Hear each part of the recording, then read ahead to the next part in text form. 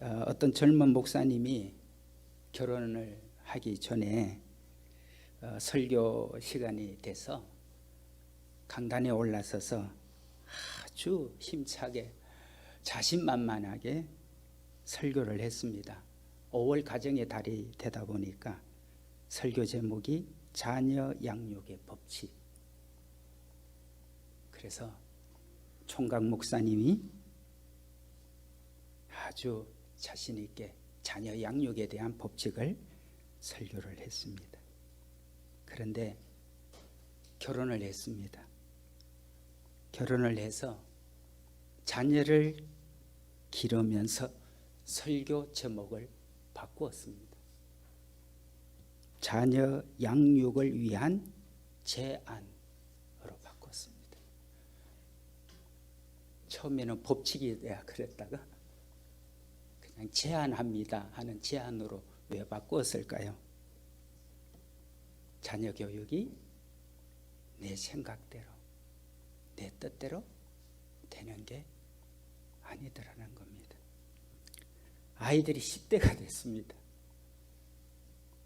더 이상 자녀를 주제로 해서 설교를 할 수가 없게 됐다는 솔직한 목사님의 고백을 읽어봤습니다.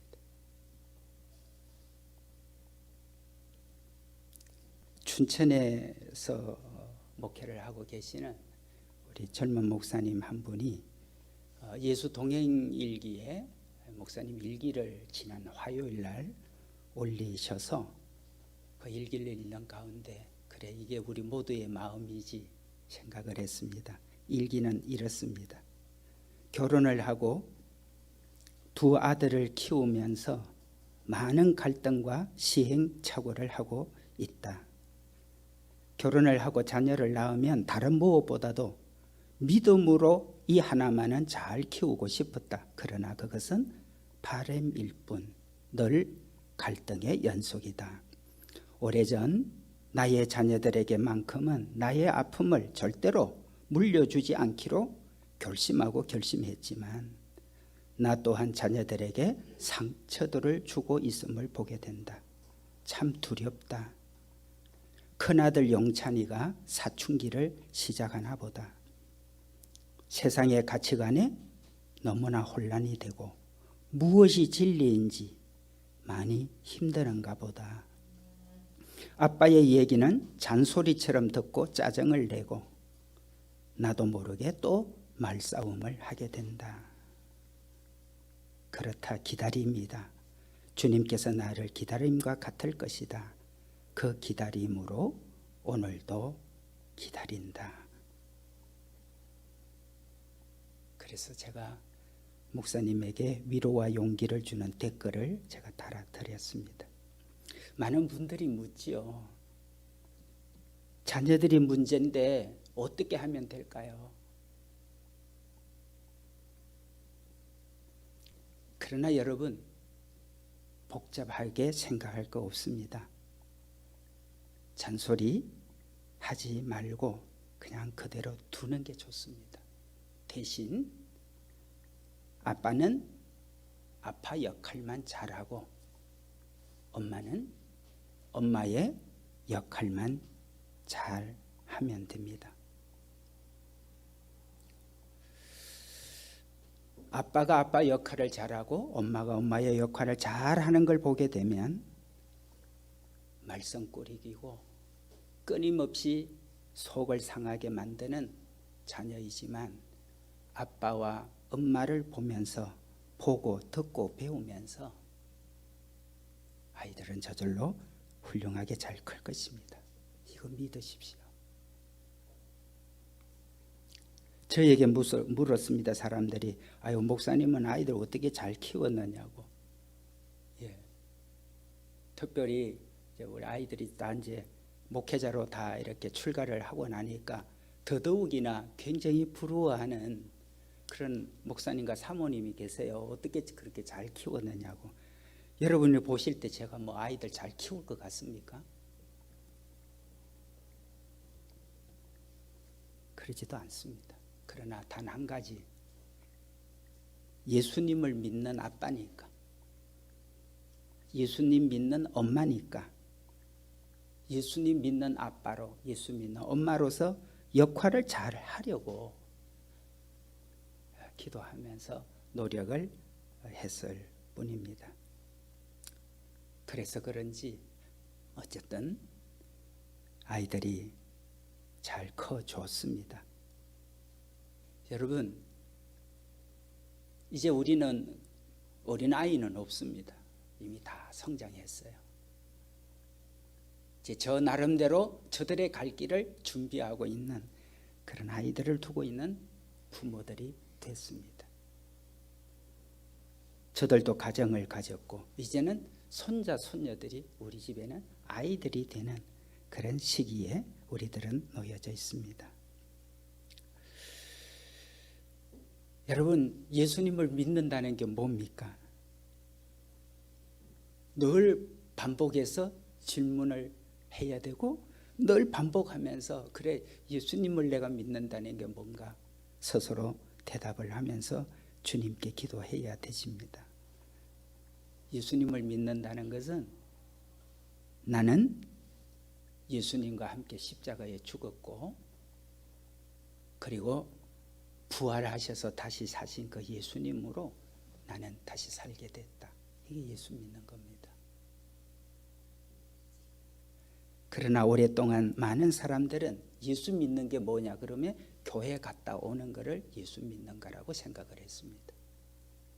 여러분, 많은 분들 중에는 교회는 갔다 오지만 예수님을 아직도 헤매고 있는 분들이 너무나 많고 그래서 본인들도 갈등을 하시겠죠. 그러나 예수님과 동행하는 교회로 부름을 받은 우리들은 예수 믿는 것은 교회 갔다 왔다 하는 게 아니라 나도 예수님과 함께 나도 십자가에 죽고 이제는 내 안에 예수님으로 내가 사는 게 됐구나. 이게 예수 믿는 것이라는 것을 우리는 많은 사람들에게 확인하고 전가할 수 있어야 할 것입니다. 주님이 내 안에 사시는 게 확인이 되고 그것이 분명해지면 한 가지 달라지는 게 있어요. 그게 뭐냐면 내 생활이 자꾸 변화가 일어난다는 거예요. 그래서 그때마다 주님이 내 안에 계시구나. 우리는 옛날에 주님이 계신다는 거는 막 그냥 특별한 뭐 무슨 은사가 있나 내게 막 임하고 뭐 특별한 기적 같은 무슨 큰 어떤 이벤트한 사건이 나한테 팡 터져야 주님이 내 안에 계시는구나 이렇게들 그런 때도 있었어요. 그러나 그렇지 않습니다. 여러분 가정에서 여러분 직장에서 소소한 그런 일상에서 주님이 내 안에 계셔서 그러구나. 미국의 그 리더십의 전문가인 존 맥스웰 목사님이 계십니다. 이분은 전 세계를 다니면서 강연을 많이 하고 계시고 책도 또 많이 써내시는 분입니다. 이 존 맥스웰 목사님이 쓴 생각의 법칙이라고 하는 책에 보면 이런 내용이 나옵니다. 어느 날 꿈에서 가면을 쓴 사람이 나타났습니다. 이 가면을 쓴 사람이 늘 따라다니면서 자신을 괴롭힙니다. 하여튼 가는 데마다 번번이 이 가면을 쓴 사람이 나타나서 일을 망가뜨리고 회방을 넣고 그러니까 너무 힘든 거죠. 이 가면을 쓴 사람 때문에 지겹도록 따라다니면서 자신을 방해하고 자신을 해를 끼치니까 그때마다 이 가면을 쓴 사람과 계속 싸움을 했어야만 했습니다. 그런데 어느 날 이 가면을 쓴 사람을 때려서 제압을 해가지고 땅바닥에 눕혀버리게 됐습니다. 그리고 그 가면을 쓴 사람 위에 내가 올라타게 됐어요. 드디어 가면을 벗겨볼 수 있는 시간이 온 거예요. 도대체 어떤 놈이 내 인생을 이렇게 망치는 거야? 대체 어떤 놈이지? 하고 가면을 열어보는 순간 소스라치게 놀랐어요. 가면을 벗겨보는 순간 너무나 큰 충격을 받게 됐습니다. 그 가면의 주인공은 다른 사람이 아니라 자기 자신의 얼굴이었어요. 가면을 쓴 사람은 다른 사람이 아니라 바로 자기 자신이더라는 것입니다. 그렇습니다, 여러분. 우리가 우리의 일생을 살아가면서 나를 힘들게 하고 나를 망치게 하고 나를 끊임없이 회방을 하는 것은 다른 사람이 아니에요. 바로 나 자신이에요. 여러분, 내 인생의 가장 방해꾼, 내 인생에서 가장 나를 괴롭히는 자가 바로 나 자신이라는 것을 오늘 성경은 분명히 말합니다. 주님, 오늘 말씀 20절 보십시오. 내가 그리스도와 함께 십자가에 못 박혔나니. 누가요? 내 남편이, 내 아내가, 내 자식이, 내 부모가, 내 사촌들이, 직장의 그 누구가? 아닙니다. 십자가에 못 박혀야 될 대상은, 가면을 쓴 그는 딴 사람이 아니라 바로 나 자신이라는 사실을 오늘 주님께서도 우리에게 말씀을 하십니다. 지금 마음에 힘든 일이 있습니까? 어려움이 있습니까? 괴롭고 답답합니까? 계속 마음이 무너집니까? 물론 다른 데서 이유를 찾아볼 수도 있을는지 모릅니다. 그러나 그 가면을 잘 벗겨 보십시오. 다른 사람이 아니라 바로 나 자신이라는 걸 확인하게 될 것입니다. 그래서 오늘 주님은 우리들에게 말씀합니다. 내가 그리스도와 함께 십자가에 못 박혔나니. 여러분, 예수님을 믿는다는 것은, 내가 예수님을 믿기로 결심을 했다는 것은 내가 예수님과 함께 십자가에 못 박히는 것이라는 사실을 오늘도 주님은 우리에게 들려주시고 있습니다. 그래서 여러분은 아침에 눈을 뜰 때 주님 감사합니다. 주님이 의식이 되니까, 주님이 내 안에 계시니까 내가 의식이 되죠. 네, 그래서 눈 뜨면서 주님 감사합니다. 오늘도 난 죽었고 내 안에 주님이 사셔서 주님이 사시는 삶을 내가 사는. 그래서 오늘 성경은 내가 그리스도와 함께 십자가에 못 박혔네. 그런즉 이제는 내가 사는 것이 아니요 오직 내 안에 그리스도가 사신 것이라. 이제 내가 육체 가운데 사는 것은 나를 사랑하사 나를 위하여 자기 자신을 버리신 하나님의 아들을 믿는 믿음 안에서 사는 것이라 고백을 합니다.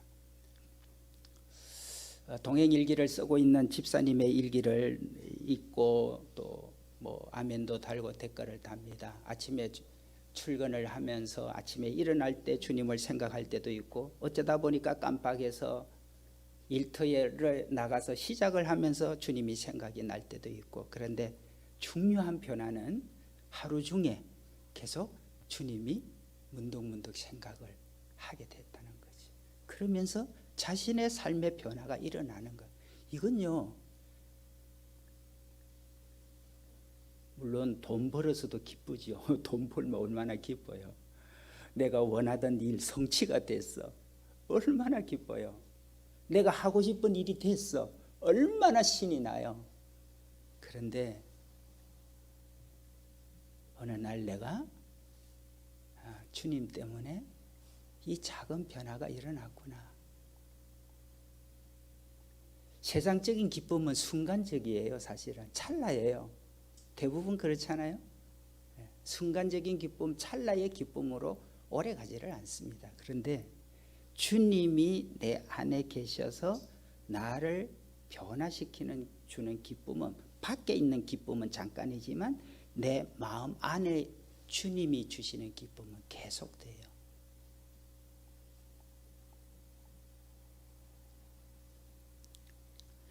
여러분, 충격적인 것 아세요? 저는 목사로서 목회를 하는 가운데 이런 부분이 참 이해가 안 되고 참 힘들었어요. 이걸 어떻게 해결하고 이 문제를 어떻게 풀 수 있는 거고, 내가 목회하는 가운데 내 양떼들 중에, 내가 목양하는 내 가정들, 이런 분들 중에 이런 일은 생기지 않아야 되는데 이게 뭘까?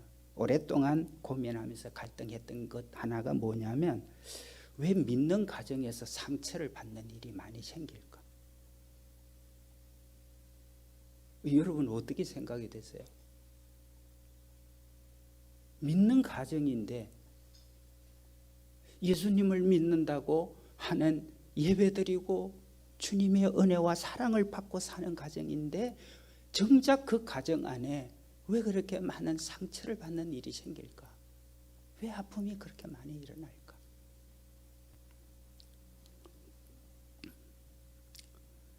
여러분, 때때로 집 밖에서는 참 잘해요. 직장에서도 너무 잘합니다. 심지어 교회에서도 참 잘합니다. 왜? 내가 사람들에게 좋은 사람이라는 호감이 있어야 되니까. 그래서 웬만하면 무례한 일 절대 안 해요. 무례하게 말 안 해요. 무례하게 화 안 내요. 그렇죠. 누구나 나를 만나는 사람들에게 내가 못된 사람으로, 저 사람은 상종 못할 사람, 그렇게 되기를 원하는 사람 아무도 없을 테니까. 어두운 골목에서 나쁜 짓을 하는 여러분, 그런 깡패라도 그런 마음은 없을 거예요. 그래서 바깥에서 다른 사람들에게는 그런 마음을 갖고 잘하지만 왜 집에 와서는 사람이 달라질까? 왜 이중적이 되어버릴까? 매우 혼란에 빠진다는 거지.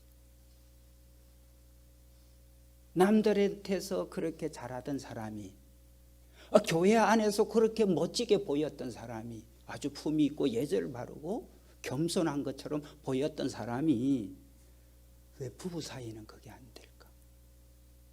왜 자녀들에게는 그게 안 될까? 이건 너무나 충격이잖아요.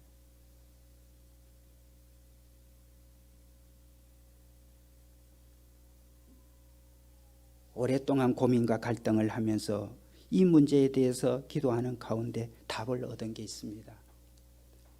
내가 예수님과 함께 죽은 것, 내가 죽는 것은 어디서부터? 가정에서부터 시작이 돼야 되는 거예요. 교회 안에서 서로 멋진 사람 되고 괜찮은 사람 되게 하고, 교회 안에서는 정말, 근데 정작 가장 날마다 같이 살아가는 가정이라고 하는 공동체 안에서 되지 못하는 이 상황이 얼마나 충격적이에요.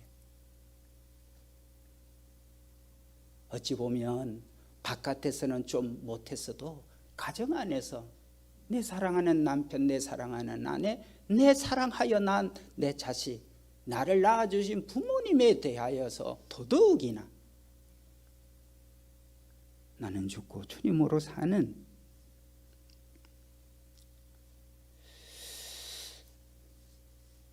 교회 다니라는 사람이 뭔가,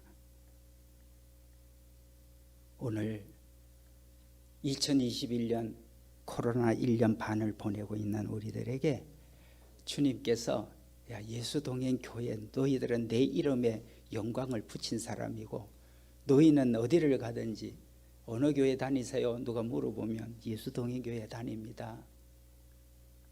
그 이름 참 특별하네요. 잘 못 들어본 이름이네요. 보통 교회 이름이 다 멋진 이름을 붙이잖아요.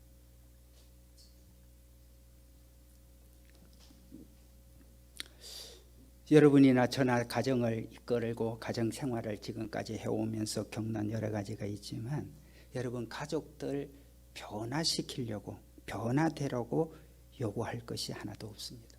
변화 또 되지 않는다고 속상하고 좌절할 필요가 없다는 걸 알게 됐습니다. 여러분, 내 자신이 가정 안에서도 내 자신이 내가 주님과 함께 죽었다는 것을 여러분들이 행하게 되면, 그것을 드러내게 되면, 내가 주님 안에서 죽은 것이 가정 안에서 나타나기 시작을 하면 여러분이 바라던 소원이 가정 안에서 일어납니다. 어떤 분이 내가 죽는다는 걸 인정하는 데 대해서 너무 거부감이 일어났다는 겁니다. 그렇지 않아도 내가 많이 손해보고 당하고 양보하고 사는 것 같은데 자신이 또 죽으라고 이렇게 한다면 나는 계속해서 나만 바보가 되고 나만 손해보고 나만 양보하고 나만 희생 양보하게 되고 나만 당하는 것밖에 보이냐. 너무 억울하다는 거죠. 실제적으로 주님 말씀 붙잡고 한번 살아보려고 했던 분 중에 참 정말 가슴으로 느껴지는 그런 고백을 하는 분도 계십니다. 나는 죽고 사는데 남편도 안 죽어요. 자식들은 더 안 죽어요. 여러분, 실제로 우리가 주님 말씀대로 해보면 내가 더 죽어서 살면 상대방은 더 난리예요.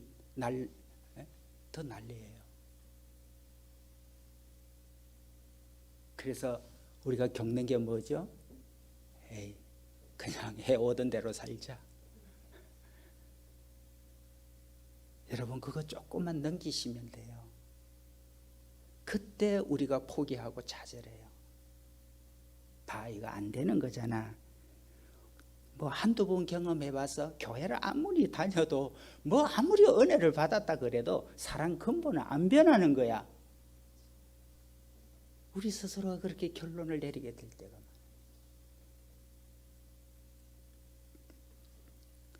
여러분, 우리가 얼마나 자기중심적인지 모릅니다. 제가 저를 잘 돌아봐도 정말 사람은 자기중심적이에요. 얼마나 이기적인지 모릅니다. 그런데 이 가면을 쓰고 있는 내 자아, 내 자신이 모든 문제의 뿌리입니다. 끊임없이 나를 만족시켜줘, 나를 행복하게 해줘, 나를 기쁘게 해줘, 나를 편안하게 해줘. 모든 게 나에게 다 있어요.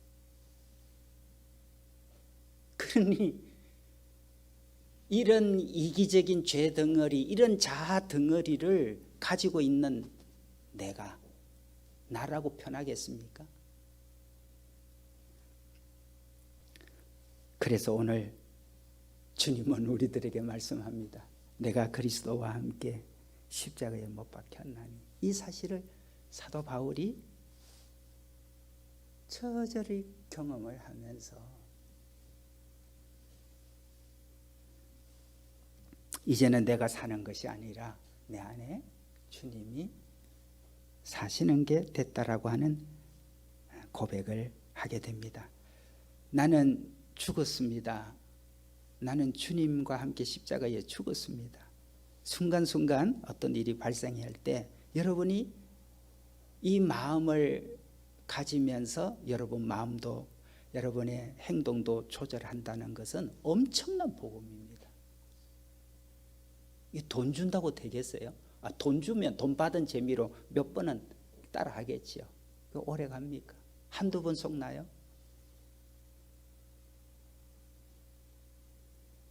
여러분, 지금 힘든 게 있어요?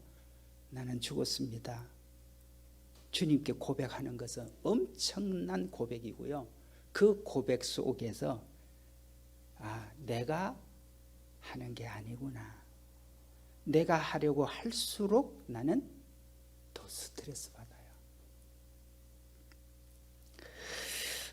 한 부인이 암으로 사실 사형 선고를 받았습니다. 뭐 더 수술도 할 수 없고 이미 그런데요, 기적적으로 회복이 됐어요.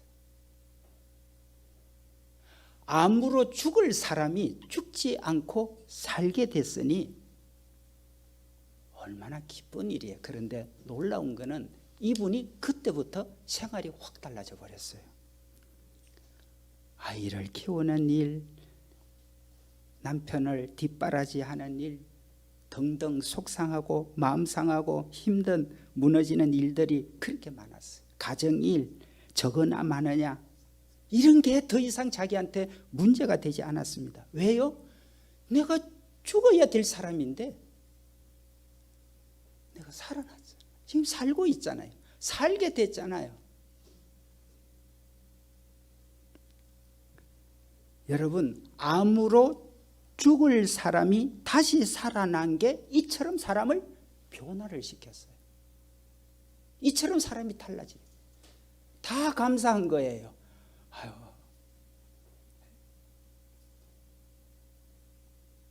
힘든 것도 있고 뒷바라지 할 때 고통스러운 것도 있지만 내가 살아있다는 것 자체가 너무나 감사한 거예요. 죽을 사람이 살아있는 거니까.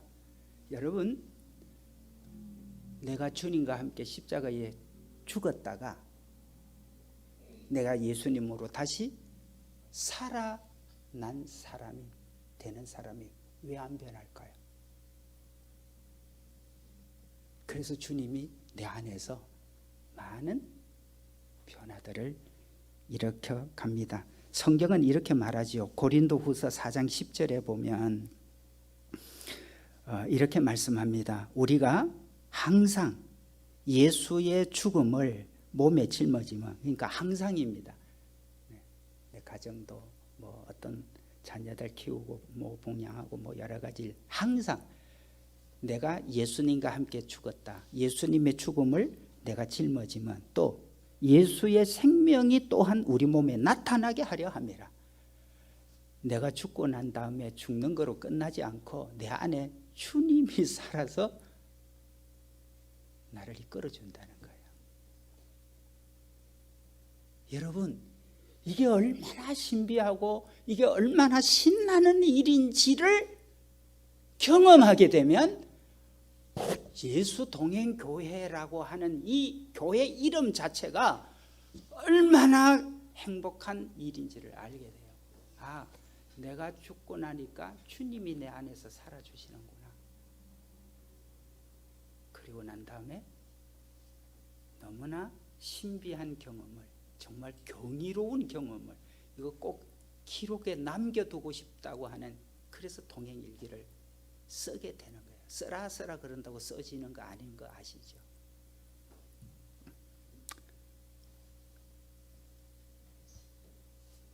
여러분, 우리 가족 고치려고 하지 마시고요. 고치려고 할수록 여러분은 더 열받고 스트레스 받고 속상하고 짜증납니다.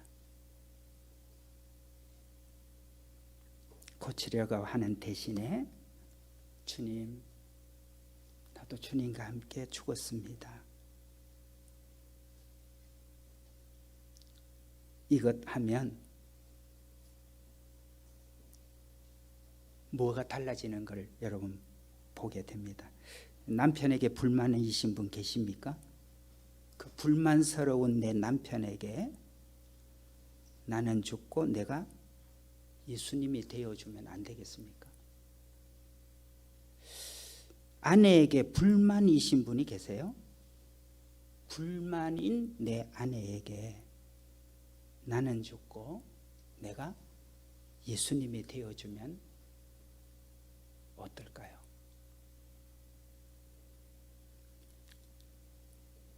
부모님에게 혹은 자녀에게 불만인 분, 불만스러운 부모, 불만스러운 자녀에게 내가 죽고 예수님이 되어주면 여러분 어떤 일이 일어날까요? 제가 이런 설교를 하다 보면 아유 목사님 그 설교니까 그거 되죠. 실제로 해보세요 그게 될는지. 그런데 여러분 제가 그것을 실험을 했고, 아유 목사님이니까 되지요. 그래서 목사님 안 하기로 했어요. 설교하고 목회할 때만 목사님하고, 그때는 내가 목사로서 직분을 감당해야 되니까. 근데 목회가 아닌 것에는 그냥 남자가 되고, 그냥 남편이 되고, 그냥 아빠가 되고, 그냥 이웃 아저씨가 되고, 그래 되면 안 될까? 여러분, 우리 예수 동행 교회 오셔서 여러분이 세상 어떤 교회도 부럽지 않다. 난 세상 정말 방송, 유튜브, 실시간으로 엄청난 교회들이 많지만, 나는 정말 주님이 주인이시고 주님이 이곳에 임재하시고 주님이 찾으시는 그 한 사람의 예배가 되어지는 예수 동행 교회라면, 천만 대에서 날 오라 그래도 나는 내가 왜 가? 할 수 있는 예수 동행 교회, 그것은 여러분과 제가 산 종인이어야 됩니다. 아멘입니까? 아멘 합시다. 아멘. 네, 주님이 오늘 이 예배 속에 우리에게 하시는 일이 계세요. 지금 나한테 자꾸 들려주시는 주님의 음성이 있어요. 때로 안 듣는 척, 못 듣는 척, 무슨 말 하나 그런 것 같지만 그렇지 않아요. 주님이 하세요.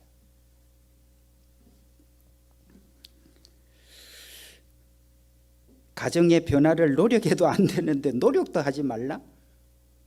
그럼 앞으로 어떤 일이 벌어질까 눈에 선한데 아니에요.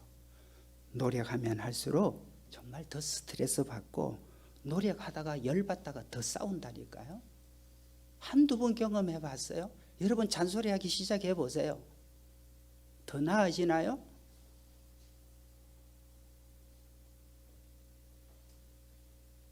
더 간섭하고 코치하려고 하지 마시고, 예수 믿는 남편, 예수님이 내 안에 계신 아내, 예수님이 내 안에 계신 아빠, 엄마로서